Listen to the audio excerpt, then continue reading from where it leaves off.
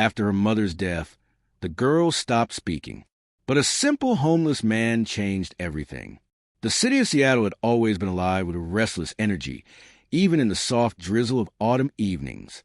But inside the sprawling glass and stone mansion overlooking Lake Union, silence had claimed the house like an unwelcome guest. After the death of his wife, little Clara Whitmore stopped speaking entirely. She didn't cry, didn't scream, didn't even whisper. She just sat by the enormous bay windows in the living room, clutching a faded stuffed rabbit her mother had once carried everywhere, staring at the gray waters beyond. Her father, Richard Whitmore, was a man of means and influence.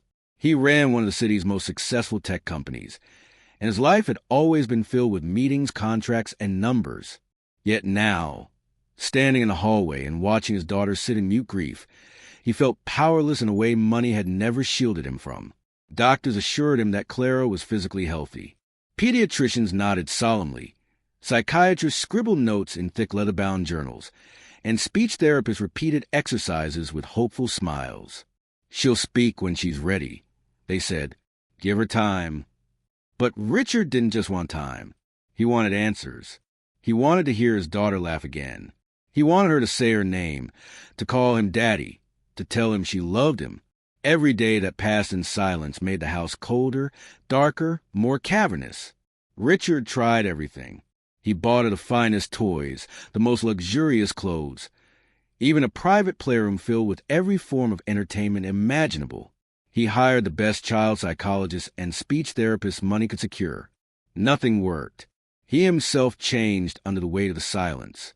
Once a man who thrived on command and order, he began avoiding home. He stayed late at the office, worked through weekends, and when he did return, he would turn on the television or play classical music, anything to drown out the emptiness that echoed through the halls. One rainy evening, Richard drove home through the city's slick streets, the water from the sky washing down like a mirror reflecting his own desolation. As he crossed a small bridge, he noticed an old man sitting on a wet bench underneath it, hunched beneath a newspaper that offered little protection from the drizzle. His coat was thin, his shoes worn, and his eyes carried a lifetime of stories. Something about the man made Richard stop. He hesitated, then stepped out his car, holding an umbrella over the old man. "Sir," he said, "are you all right? Can I help you?" The man looked up slowly, his eyes sharp yet calm. "Sometimes it's not medicine, but conversation that heals the soul," he said softly. Richard's hand froze over the bag of sandwiches he had brought with him. The word struck him, as if a long-forgotten chord had been plucked in the deepest part of his chest. The next morning, Richard brought Clara to the bridge. She sat silently in the passenger seat, her small hands folded neatly on her lap. Rain had stopped overnight, leaving the city washed and gleaming.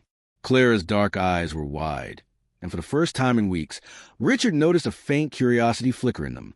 The old man, whose name was Jonathan, greeted them without expectation.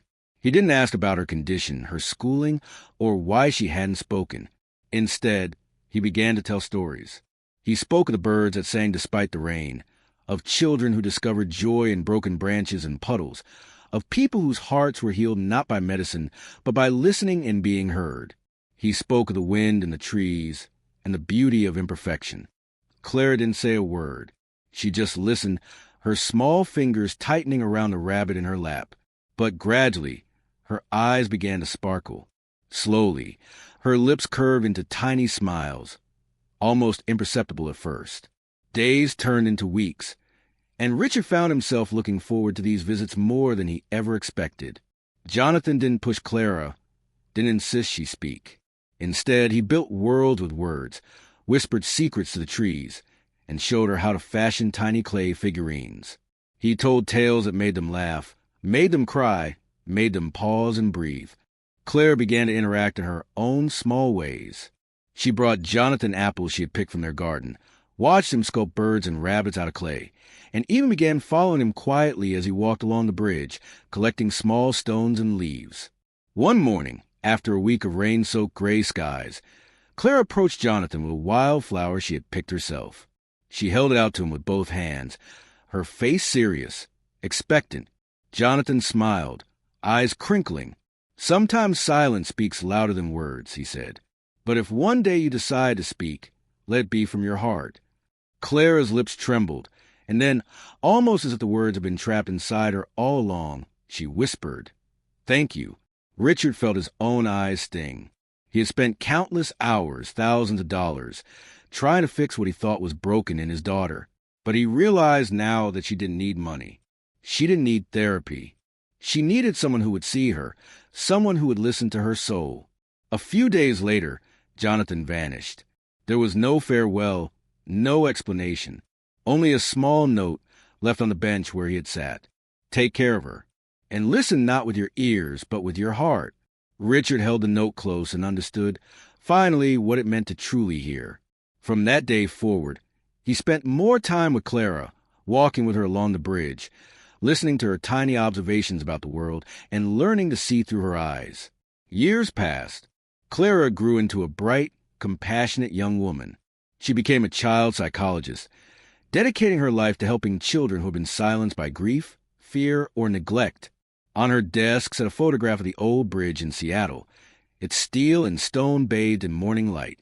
Sometimes, when a child's pain mirrored her own past, she would quietly whisper to the void, "Thank you, Jonathan." I hear. Her life, which had begun in silence, had transformed into one of understanding, compassion, and connection. And through it all, she never forgot the man who had taught her that listening could be more powerful than any medicine, more healing than any therapy, and more enduring than any wealth. Richard, now older and quieter, would watch his daughter from the doorway, amazed at the woman she had become. She spoke with warmth, with empathy, with the kind of understanding that can only be born from experiencing true silence and learning to listen. One rainy afternoon, Richard returned to the bridge, walking slowly along the path where Clara had once sat with Jonathan. He remembered how desolate the city had seemed, how impossible it felt to reach her. And yet, here she was, strong, alive, and speaking the world in a voice that mattered. He left a small envelope on the bench. Inside was a simple note. For the man who taught my daughter to speak with her heart. Thank you. Somewhere, he imagined Jonathan reading it, smiling to himself, and continuing to weave stories for those who needed them most.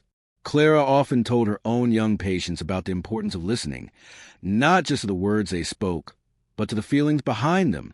She taught them that silence could be a doorway, and that patience and presence were gifts far greater than any reward. Years later, a young mother sat across from Clara, trembling as she spoke about her child's sudden silence after losing a parent.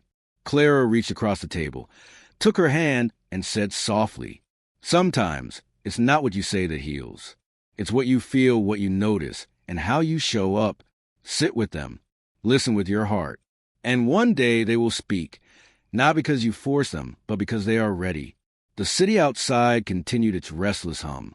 The bridges, the rain, the gray skies, they all held stories. But in one small corner of Seattle, in a warm office filled with books and laughter, a little girl's lost voice had been found. And with it, so had her father's heart, and the legacy of a mysterious old storyteller named Jonathan, who knew that sometimes the simplest acts of kindness can heal a lifetime of silence.